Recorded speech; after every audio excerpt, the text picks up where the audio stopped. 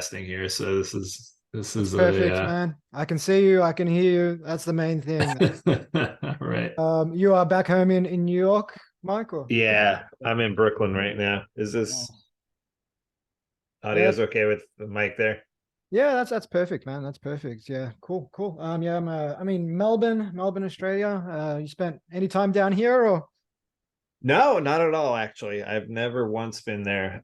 Although one of my best friends lives in Australia, and I have another really good friend in New Zealand who is just here visiting, and Uh-huh. I've been promising him to come visit for 10 years so far. I still Fair enough, man. Well, you've it's got the hair, man. Like you could slot right in at like Bondi Beach with that blonde surfer.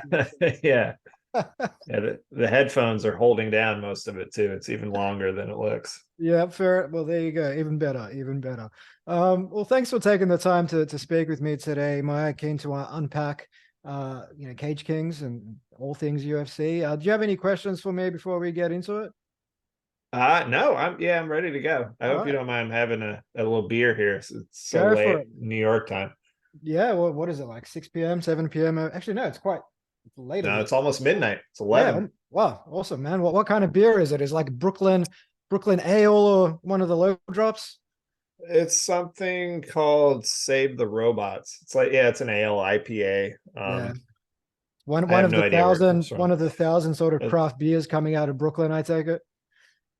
I don't actually know where it's from. It's probably from the East Coast somewhere, but Yeah. it was just what they had at the shop. Cool. So Awesome, man. Awesome. Well, we're here today to talk all about Cage Kings and the UFC, not so much beer. Maybe we'll leave that for another conversation. But man, my first sort of interaction with the UFC would have been the Ultimate Fighter 1 back in 2005. And I remember watching, Forrest Griffin take on Stephan Bonner in that finale. And like most of us was like, what the hell is this?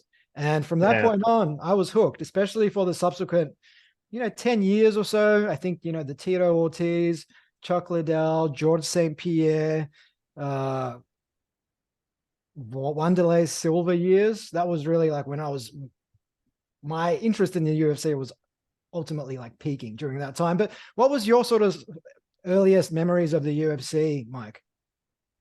um, the first memory I have is after the first one, or I think the week before the first one. There was a local news story about UFC one happening and whether it should be illegal or not. I remember very distinctly, like they had this line that it would be um it would be against the law to kill someone in the cage, but it wouldn't be against the rules. So Yeah. if someone died during the fight, then they would still be, whoever killed them would win. It would still count on their record. Yeah, I remember reading Maybe go to about that. jail. Yeah, I remember Yeah. reading about that in your book. Like SEG, I think, were the original owners, and they said something like, there's no rules, no judges, no point systems, just pure uncontrolled violence. And in like bold letters on all the flyers, there are no rules, and fighters will basically fight until someone can't go on anymore. So kind of really primal, harkening back to perhaps the roots of the fight sport in some way. Yeah, I mean that was part of the culture back then too. With cable, is sort of the idea that you were getting access to behind the scenes things or things that were too hot for like regular TV. Sort of the era of Faces of Death, which is a video compilation of people dying. So the specialty like tape market, VHS rentals, VHS sales, the pay-per-view. Like I write a little bit about, some of the big hits on pay-per-view, like Howard Stern, cursing and showing nudity and doing all these outrageous things that, and advertising the fact that you wouldn't be able to see this stuff on regular television. So that's sort of why you were paying an extra $30 or $40 to go see a pay-per-view special. And so I think that was, part of that pitch was sort of trying to fit the UFC into that niche, that this is something that's too real to be on television. So you have to pay a premium price for it, even though the production was very amateurish. There was a sort of, the amateurism had a heightened sense of reality to it compared to what you would see on, network television or regular cable channels. Um, So it made it almost a sort of, less a sporting event. And it was sort of like a public safety concern or something. It was like a presidential debate or something. You weren't necessarily watching to like root for one person or another. You were kind of evaluating, like, is this something that we should condone or like participate in as a Yeah. culture in society?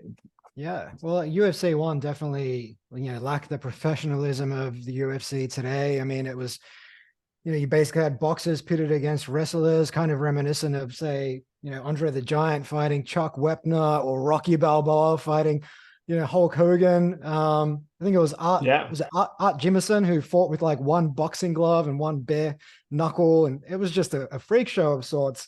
But today, most people think of the UFC, they think of Dana White, but few Yeah. people might know that it was actually Art Davie who came up with the idea for the Ultimate Fighting Championship back in the early 90s in a public library of all things. What can you tell us about Art Davie and his motivations for starting the Ultimate Fighting Championship?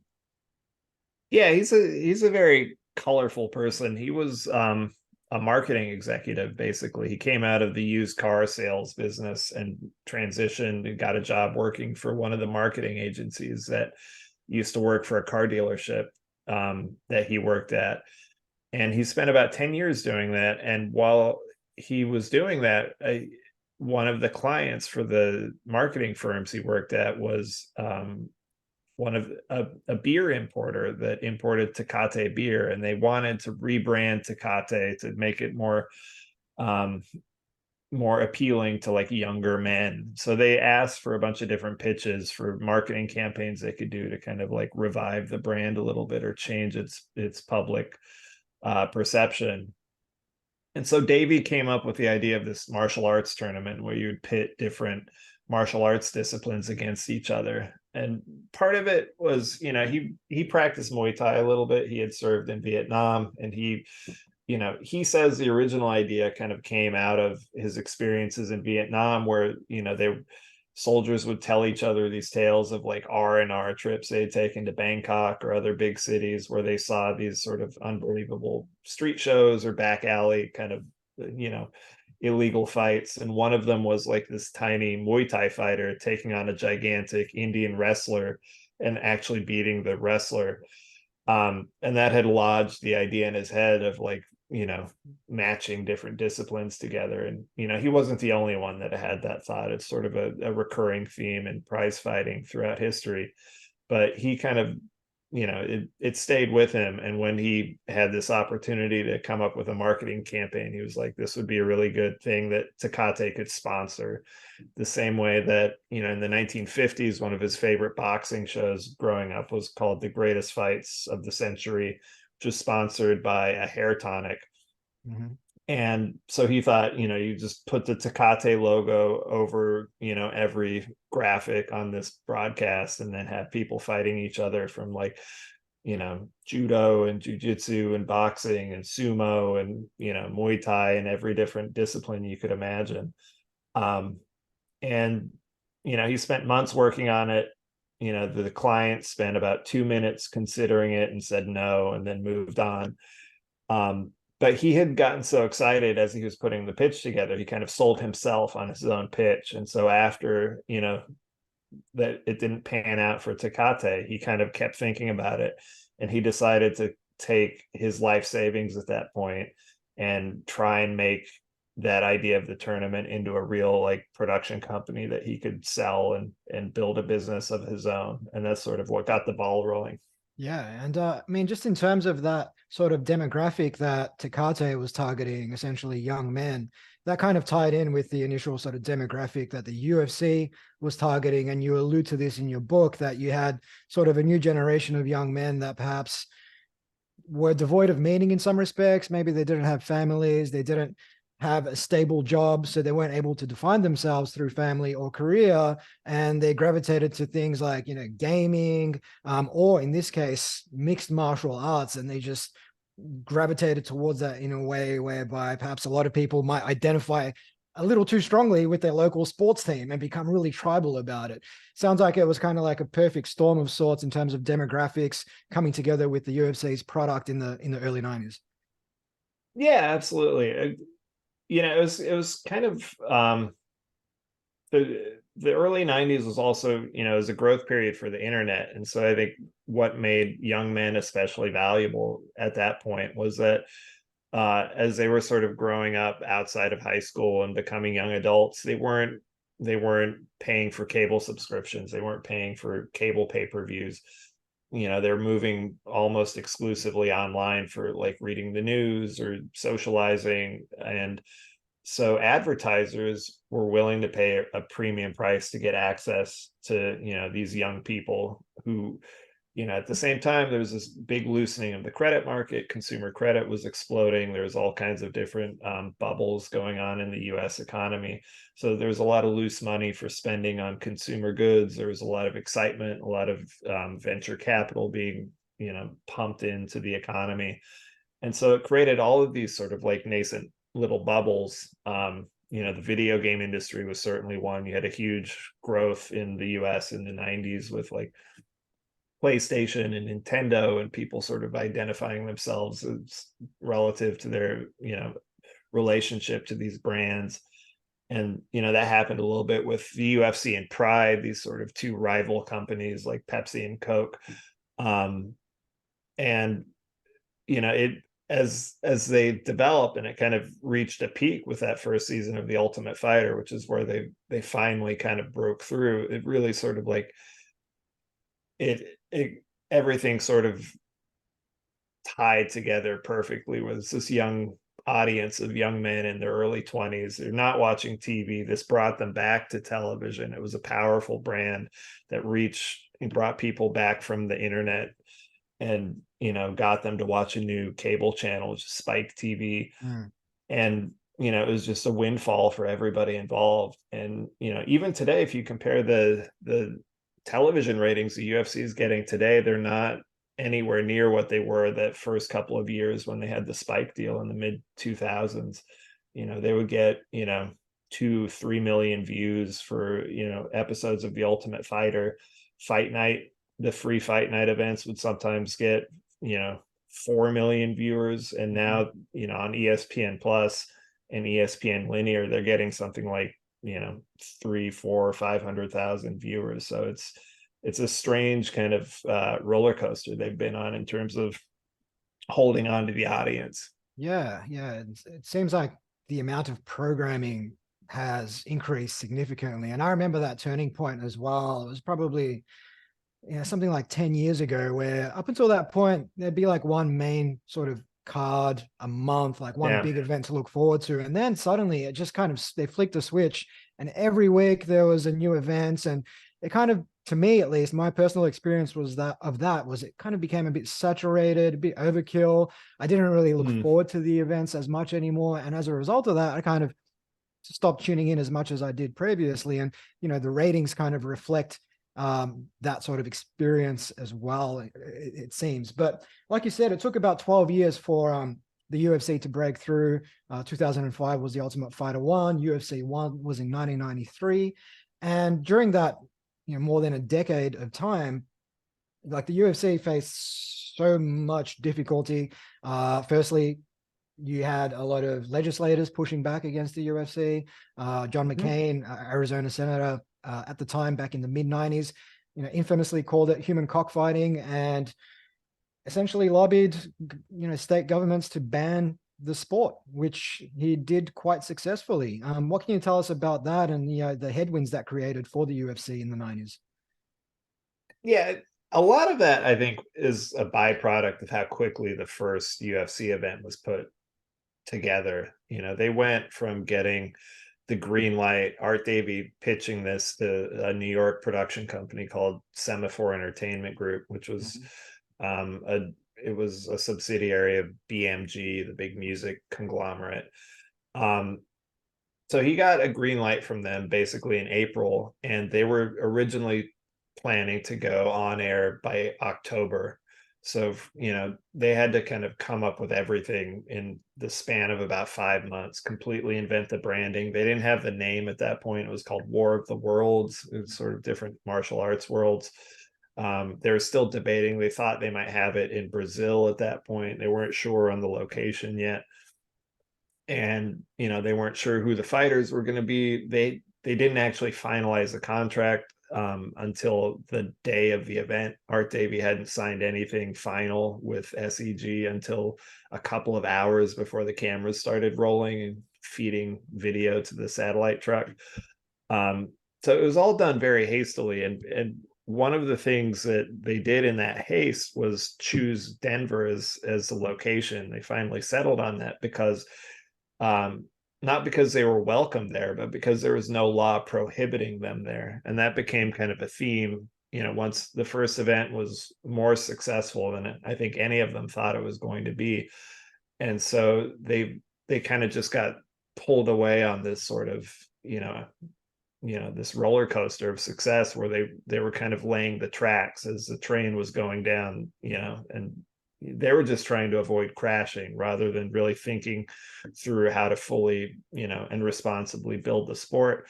And so they wound up targeting a lot of locations like Denver where, and this, in a way, it was kind of a brilliant legal loophole. They'd find places where, it's not explicitly mentioned in the laws that govern the athletic commissions. So, in the handful of court cases they fought in Puerto Rico, they fought a big court case in New York, they fought a court case in Michigan. And what the courts all ruled, they ruled in the UFC's favor because where the athletic commissions were trying to prevent the UFC from holding events, because they said the laws that had, set up the athletic commissions didn't specifically mention they had authority to regulate mixed martial arts or no holds barred fighting, which is, kind of the label at that time. So it wasn't like, they're kind of Pyrrhic victories in a way. Those kind of loopholes allowed them to get the next show on, but it built up a lot of steam for legislators to sort of organize themselves and say, okay, we should actually just explicitly ban this. We should just, get in front of this so that they can't weasel through the loophole the next time. And I think they inadvertently created, a massive problem for themselves in the way they dealt with legislators. Yeah, And yeah. they knew that too. They very quickly started trying to work with legislators, and Bob Meyerowitz, who ran the production company that did all of the first UFCs from 93 to 2000, he started lobbying the New York state legislature and he got athletic commission approval in New York. That was going to be a huge coup for them. And then the deal wound up falling through for, it was kind of a convoluted story, but that was 96.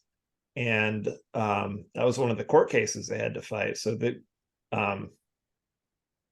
but eventually it became too much of a negative publicity story for the governor to allow the commission to do it, and so he eventually asked there was eventually, it took place over a couple of months, but eventually the state legislature revoked the sanctioning that they had granted to the New York Athletic Commission and wound up banning the mixed martial arts, which, was in place until 2016. So yeah, they kind of picked a series of fights just because, they weren't expecting to succeed at the level they succeeded at. And I don't think they were really expecting to create a new sport. And so they didn't do a lot of the due diligence because it was still, it was a relatively small operation at that point. Yeah, yeah. And I remember reading that, I think it was at an event in Charlotte where the chief of police basically turned up at the event and threatened that he would basically arrest some of the leadership team of the UFC if they came back to Charlotte to run another event, which kind of reminded me of NWA performing live and being threatened not to perform the song "Fuck the Police," and I think it was in Detroit, Michigan, and then they did, and the police raided the stage. It's like the same kind of thing here with the UFC. And I did read that the Swift bans that were rolled out also hurt like the UFC's pay-per-view buys apparently. I've got some numbers here. Like pay-per-views dropped from like 36 million to 7.5 million. And SEG or the UFC went from earning like between $1 and $2 million in revenue per event down to something like losing $100,000 on the back of all of this. So, what was it that kept the UFC going through this period, or was it essentially a catalyst for the UFC to change hands? Um, it was a catalyst for them to change hands, really. I think the figures you're talking, the 37 million down to or 36, that was the number of households that had access to the pay-per-view buys. So they got kicked off of cable basically, and so they were only available in the US on satellite cable for about 3 years, from like 97 to 2001. And um they had made a bunch of money before 1997, so they had a little bit of a war chest, I think, to keep going, and they had backing from Bertelsmann, and Bertelsmann, that was also, they originally were part of the group that financed Grand Theft Auto, and they had kind of been through controversies at this same period. In 1997, the first Grand Theft Auto came out, and they had hired a PR firm to seed all of these controversial stories that video games are going to turn kids into killers. And there's a lot of overlap, I think, with what the early UFC's branding was, but they had enough rope to keep going for a couple of years, and they were kind of crafty in terms of how they kept going. They had a deal with a company in Japan. It was sort of an outside partner that was called UFCJ.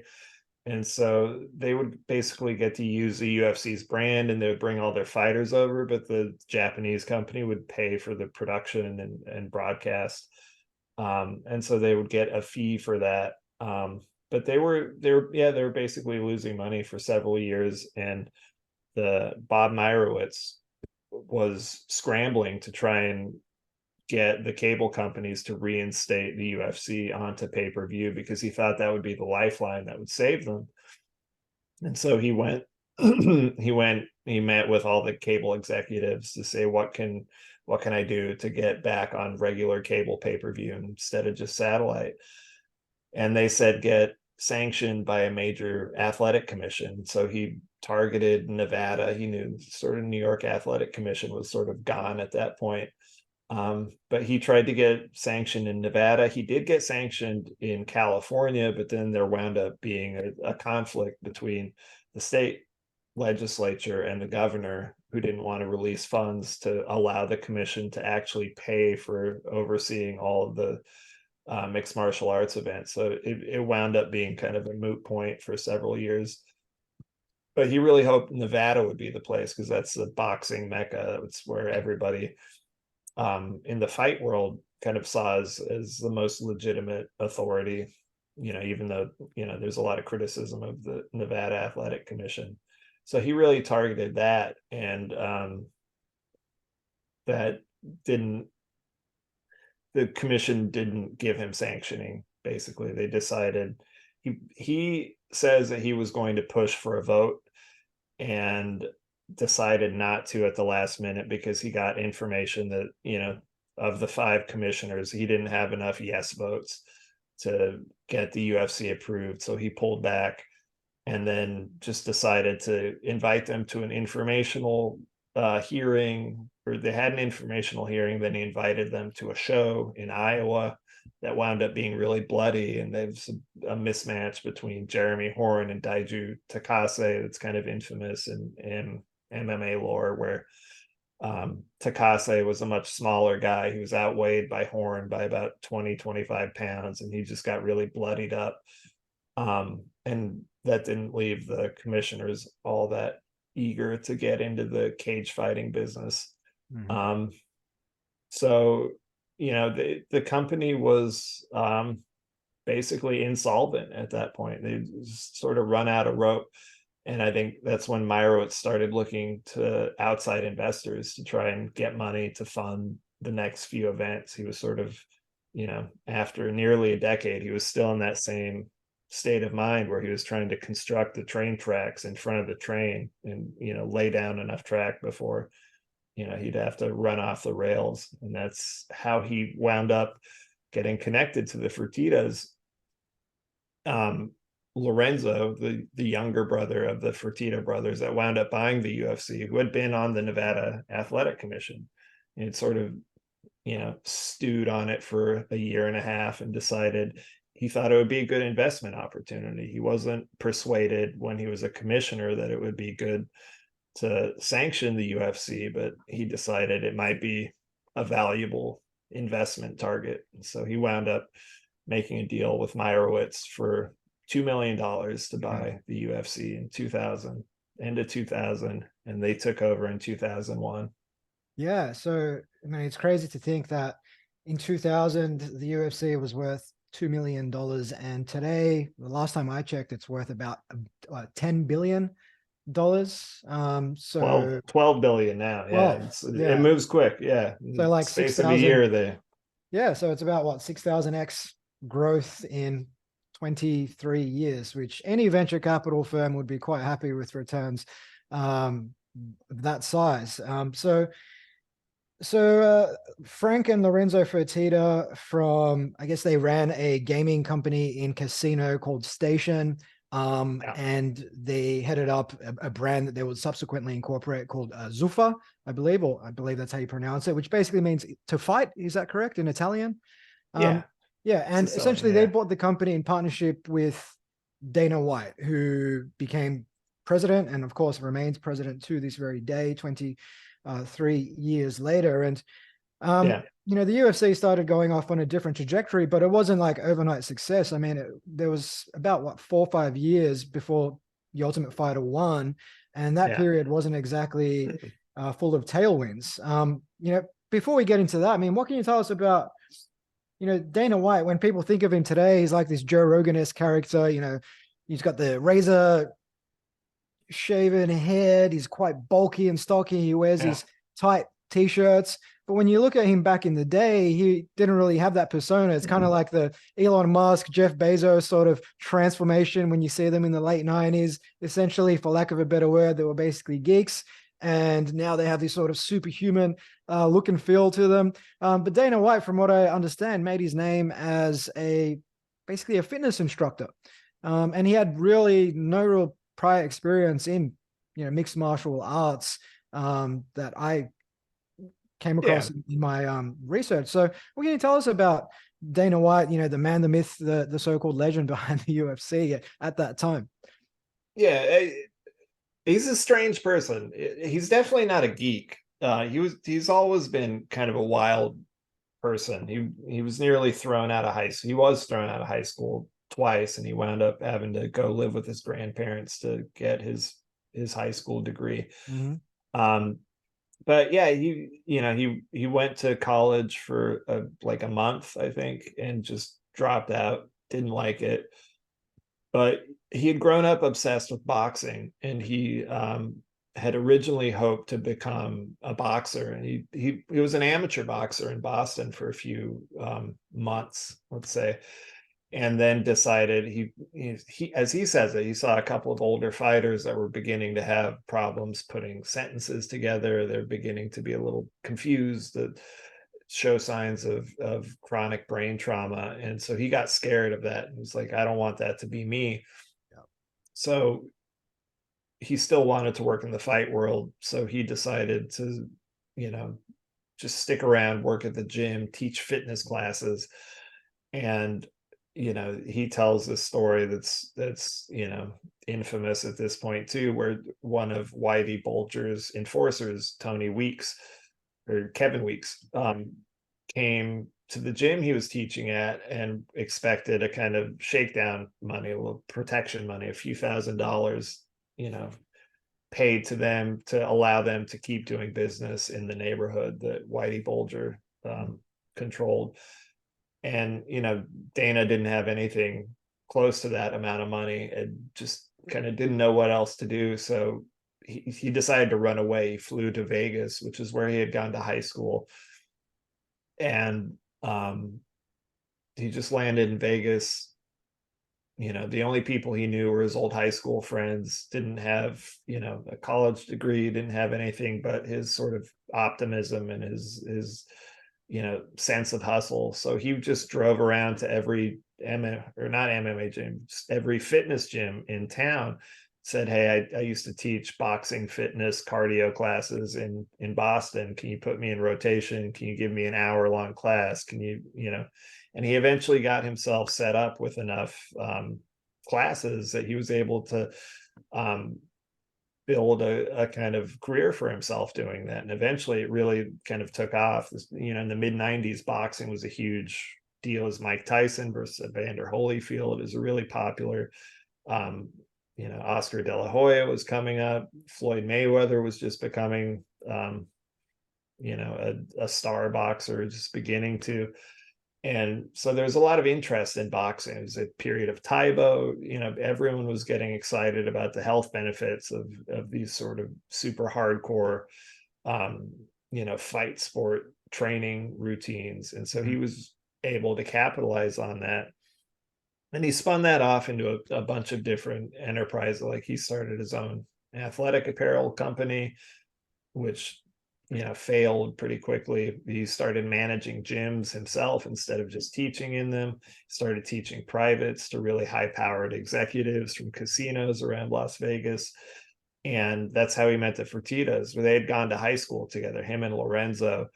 And Lorenzo asked Dana to build an executive gym for him and some of the other casino executives at Station in the corporate building that they had across the street from their casino, which would later become where the UFC headquarters were for the main part of their growth period in the 2000s. And so the Fertittas, when they bought the UFC, for them it was a small investment, right? $2 million. At the time, the year they bought the UFC, they made nearly $1 billion in revenue from the casino business. So it was almost a rounding error for them. It was almost like, a few coins in the couch. And they paid the full purchase price themselves, Lorenzo and his brother, Frank Fertitta.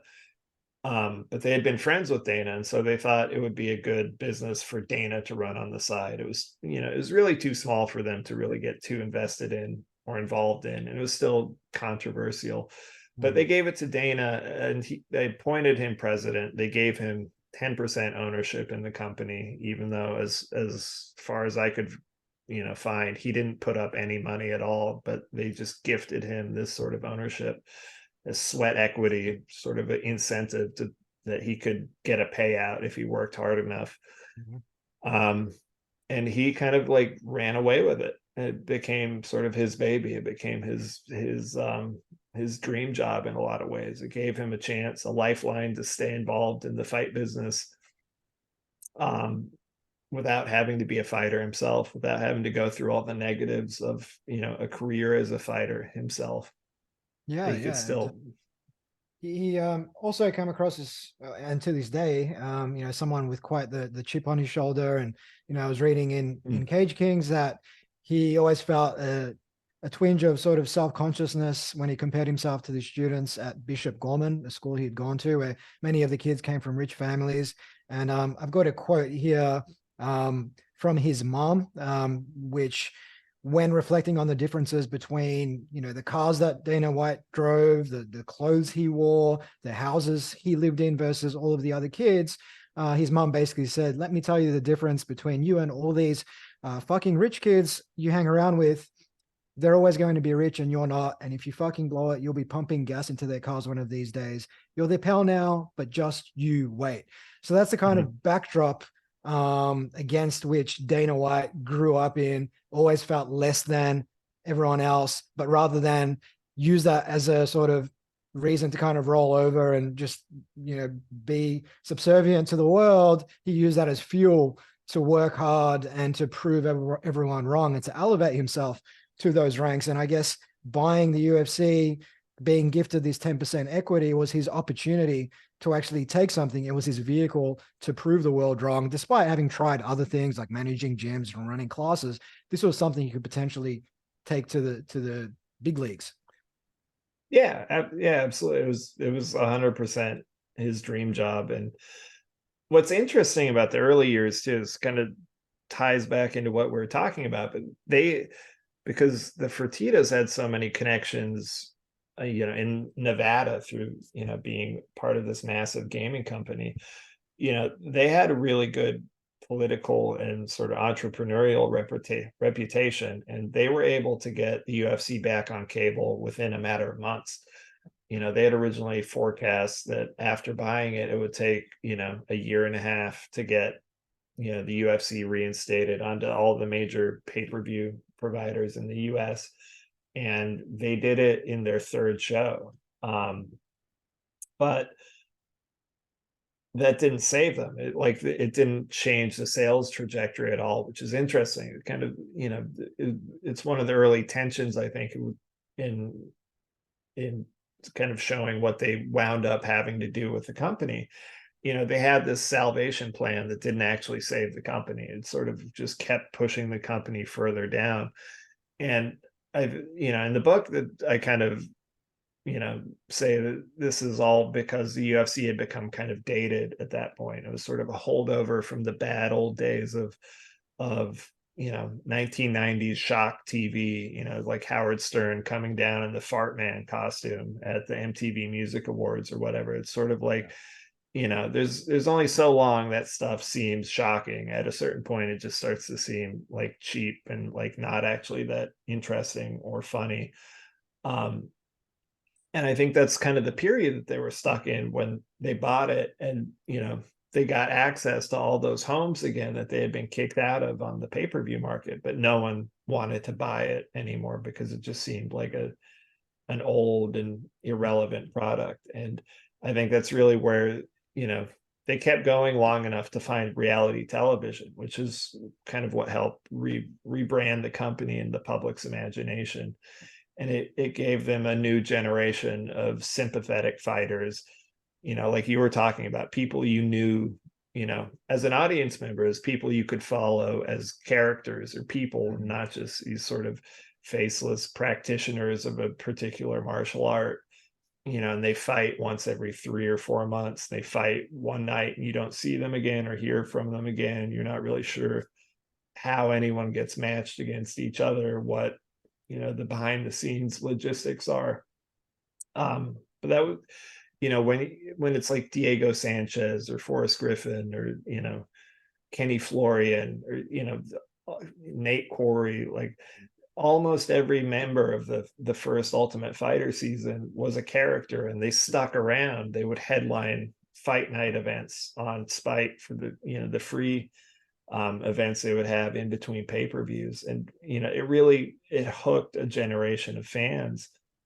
And that was a period when the roster was 200 or 300 people. It was maybe half or a third the size it is now, so it was much easier to follow people as characters and to get connected to those people, whether they were winning or losing. A lot of those fighters could be 50-50 fighters, but they're interesting people, and you respect how much they sacrifice, and how aggressive they are. Like Kenny Florian famously, he at a certain point he fought at featherweight in the UFC, but he's competing on the Ultimate Fighter in the middleweight division at 185 pounds, 40 pounds up from where he would end his career in the UFC. So it's that's an admirable thing in and of itself. Whether he wins or loses, just seeing someone test themselves that way, it creates a really strong connection with the audience. And I think that's one of those things that gets kind of smothered or kind of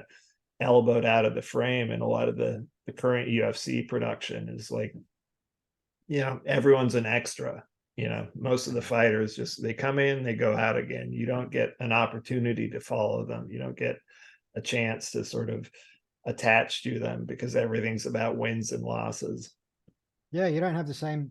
I mean, except for the very top fighters, you don't have the same element or level of storytelling that you perhaps did with the Ultimate Fighter, which, for those who haven't seen it, was basically like the TV show Survivor meets mixed martial arts, where people would not only fight to stay in the house, so to speak, but they would also partake in lots of challenges and whatnot, outside of the house that they'd stay in, like, pushing a tractor down the road and seeing who could push the tractor the furthest, that kind of thing.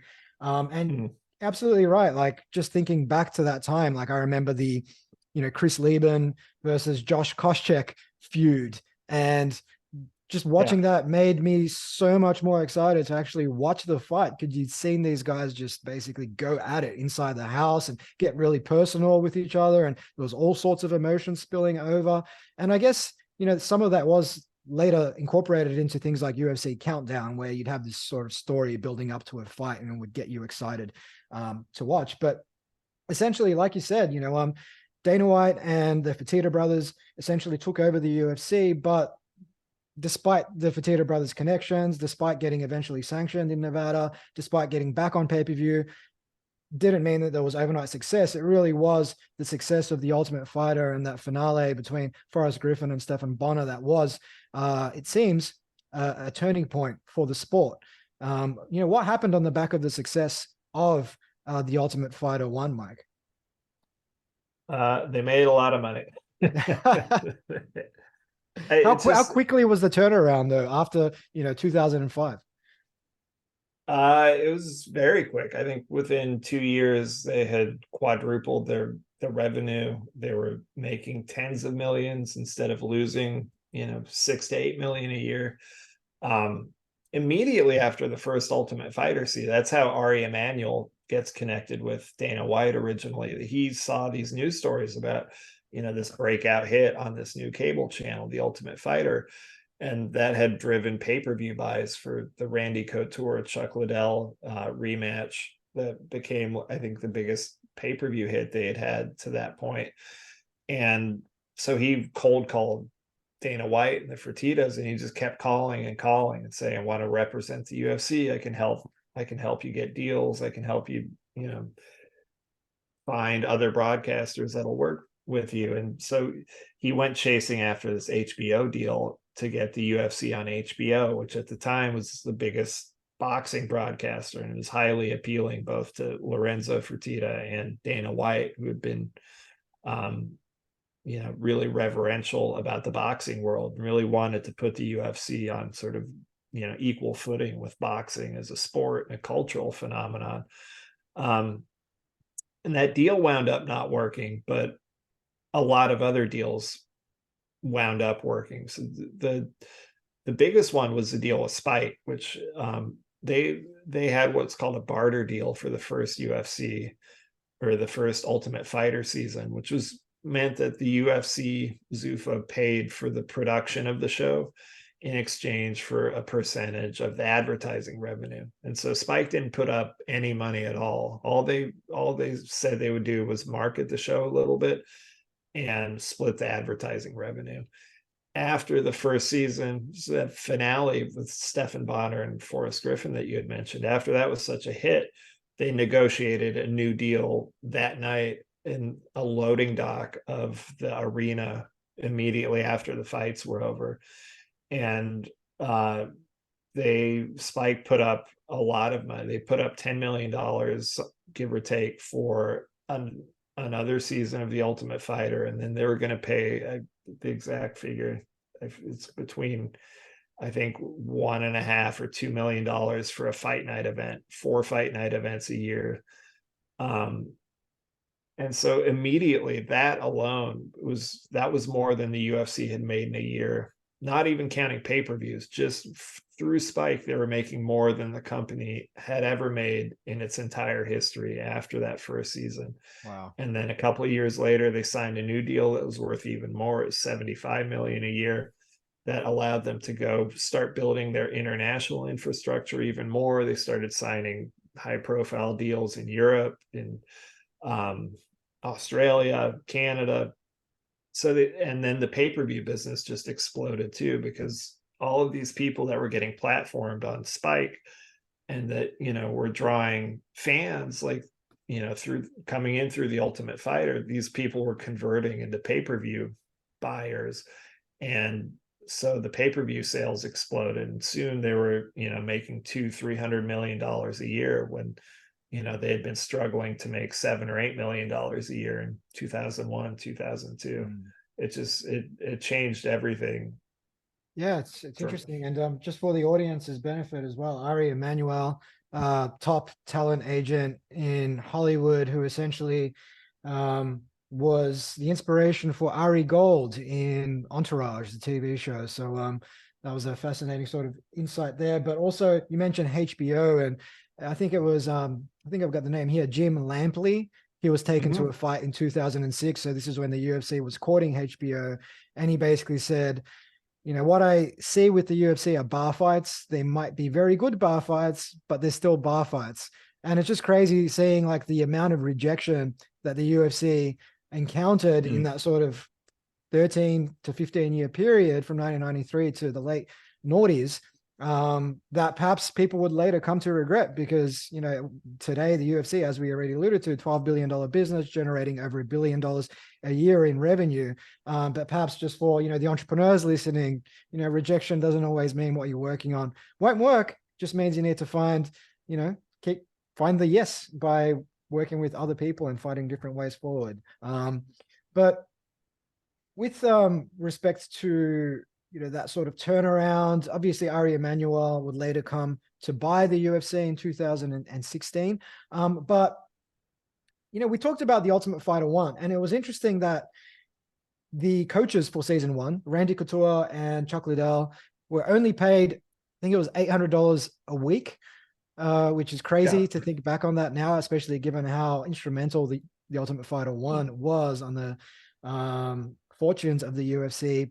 And, you know, the UFC subsequently went on to, as you say, generate hundreds of millions in revenue. Now, when we look at other sports typically will share revenue with their employees, aka their athletes, 50-50. Now, with the UFC, that number is quite a bit more skewed and kind of harkens back to those Ultimate Fighter 1 contracts in some respects. I mean, what can you tell us about the UFC, its fighter contracts, and the fact that unless you're a top tier fighter who's almost a household name, you're probably not earning enough to really make a living unless you put your neck on the line 3 to 4 times a year? Yeah, you're basically living paycheck to paycheck still. And,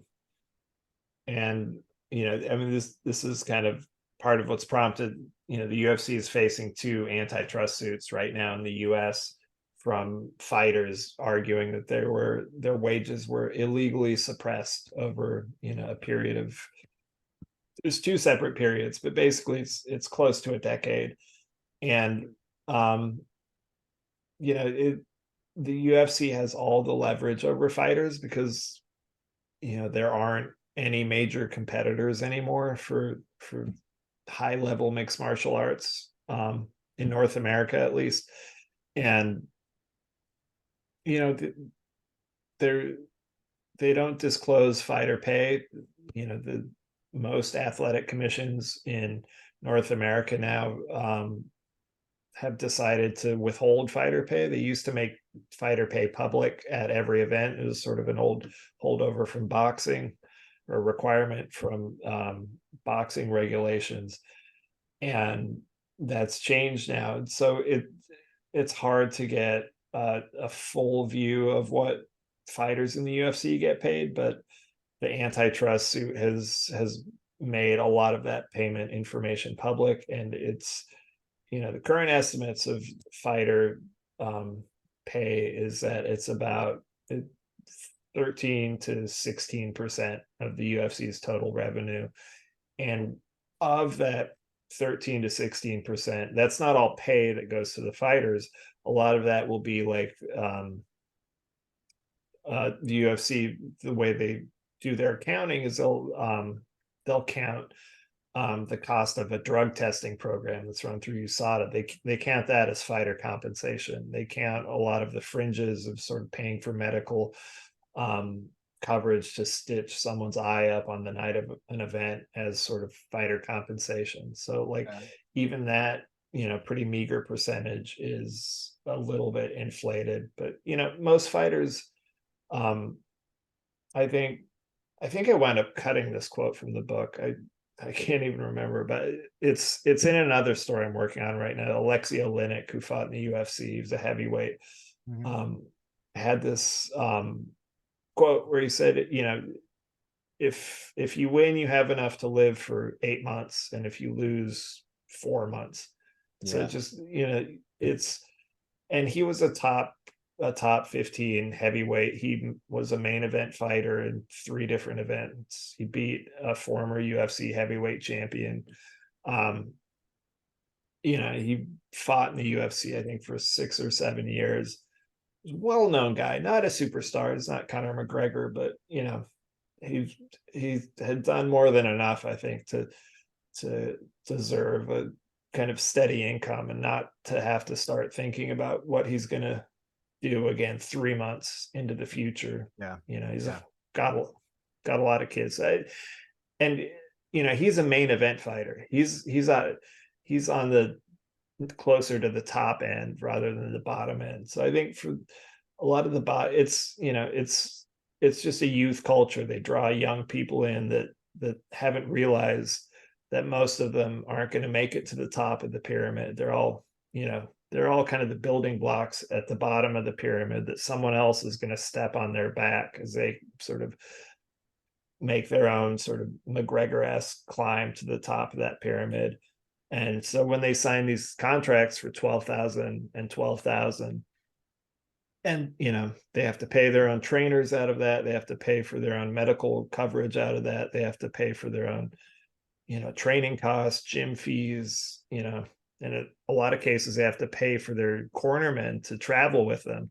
The UFC only gives, I think they give you 2 hotel rooms. So if you look at most corners teams, it's 3 people plus a fighter in the corner. And so most people have to pay out of pocket to fly extra training partners or corner people with them to events. So at that level, and not even counting taxes or anything like that, it's hard to imagine how you could have a stable, decent sort of life, raise a family with the kind of money the UFC pays. It's sort of short bursts, and it's just enough for a few months. For a few months, you feel like you're king, like, oh, I can buy in and go get a PlayStation, go get new tires on my car or whatever. But then 8, 9 weeks in, you start feeling that crunch again, that the tourniquet tightening.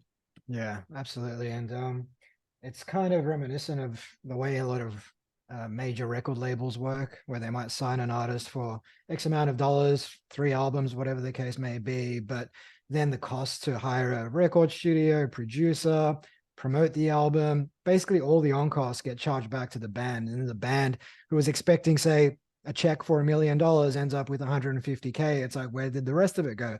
Oh, all that stuff you guys were enjoying for the past 2 years on tour, the limos, the flights, this, that, the other. Well, someone's got to pay for that. It's not going to be us. So it's a similar sort of thing here, unfortunately. And one of the curious things I also found was in the fighter contracts. Basically, the fighters are independent contractors, Right. which means there's no health benefits or any of the sort of federal protections you get as a full-time employee. But normally, if I'm an independent contractor, I have the freedom to go and work for someone else. Whereas in this case, they're independent contractors, but they're essentially not allowed to fight for other productions. Now, as you say, nowadays, the UFC has more or less beaten everyone or acquired them.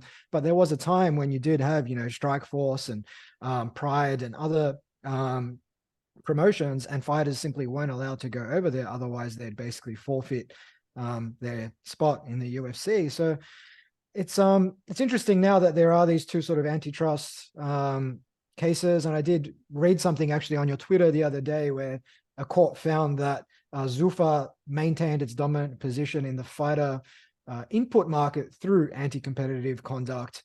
So it would be interesting to see what comes of that. But Zuffa being Zuffa, these guys are worth billions of dollars. I imagine more likely than not, whatever comes to fruition will probably be a slap on the wrist, so to speak.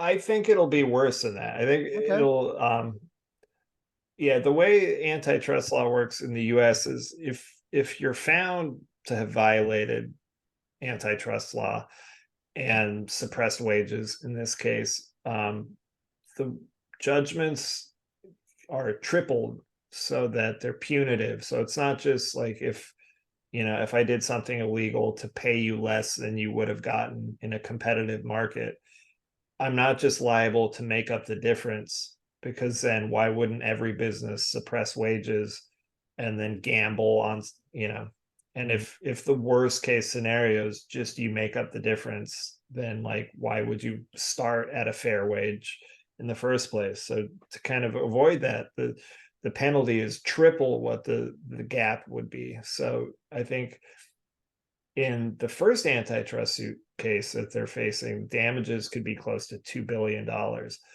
if the court finds, I think it'll be a jury trial. And so if the jury finds that the damages are, hit that maximum threshold, there's still a lot of debate about the model for how the damages are calculated. And that itself could be a really interesting argument that plays out at trial.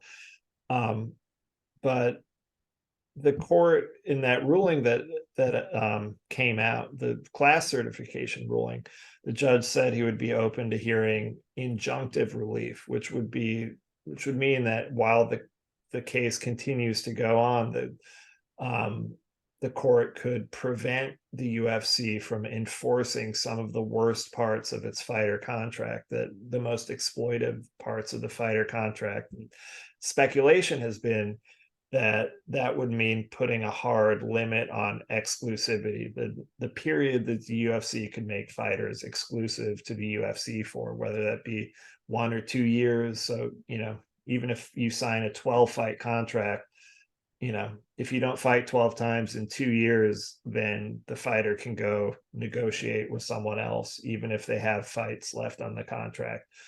And that would be incredibly damaging, I think, because then you could have, like what Francis Ngannou has just done to go fight Tyson Fury. You could have, Conor McGregor, within 6 months, he could go fight Manny Pacquiao, which he's been talking about forever, or go fight Jake Paul, or, do anything he wants. And, that would be true of the whole roster. And all of a sudden, even the biggest stars could start finding platforms that pay them more than the UFC does for, any number of bizarre sort of bare knuckle fighting, or, professional wrestling, or, who knows what it is.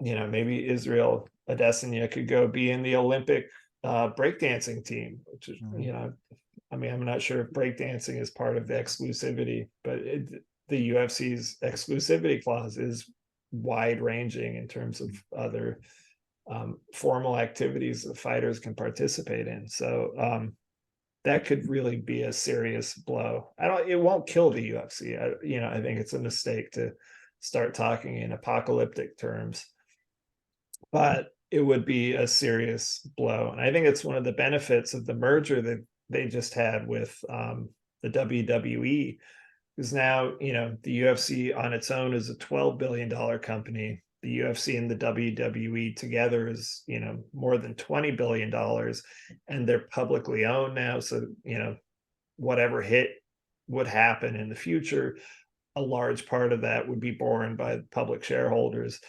And at that scale, it would be easier to kind of absorb those sorts of damages as a conglomerate that's made up of 2 companies instead of just the UFC in isolation. But yeah, it's a serious threat. And I think the UFC they've fought it tooth and nail. I think they've taken it very seriously.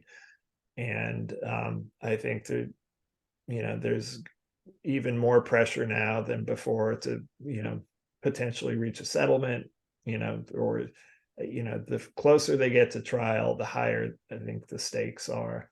Yeah. Awesome, man. Well, look, we are just about out of time, and I know it's getting late over there in New York, so we'll bring this one to a close. We've only really just scratched the surface of everything readers can expect to take out of this book on how the UFC went from an idea in the head of Art Davies in a public library through to a $12 billion and growing business. So definitely check out Cage Kings, How an Unlikely Group of Moguls, Champions, and Hustlers Transformed the UFC into a $10 billion industry. The book is available everywhere good books are sold. And if people want to follow along with your sort of career, Michael, where's the best place to keep tabs online? I mean, you can email me. I think, Twitter was the going, platform for a while. I don't know. I ran out of things to say to the general public, I think. But I'm certainly a blabbermouth, so I'm happy to talk to people directly, as people. But I think email is probably the best way to get my attention at this point. I do have a Twitter. Maybe I'll get the bug again to start running my mouth in public. And Awesome. Yeah. Perfect. Well, we'll add those links to the show notes for our listeners. Michael, congrats again on a fantastic book. I found it a gripping read, and thanks for your time today, and all the best Thank you. with whatever comes next. I appreciate it. It was fun. Cheers. Thanks for the time. All right, man. We are all done. Nice. Cool. So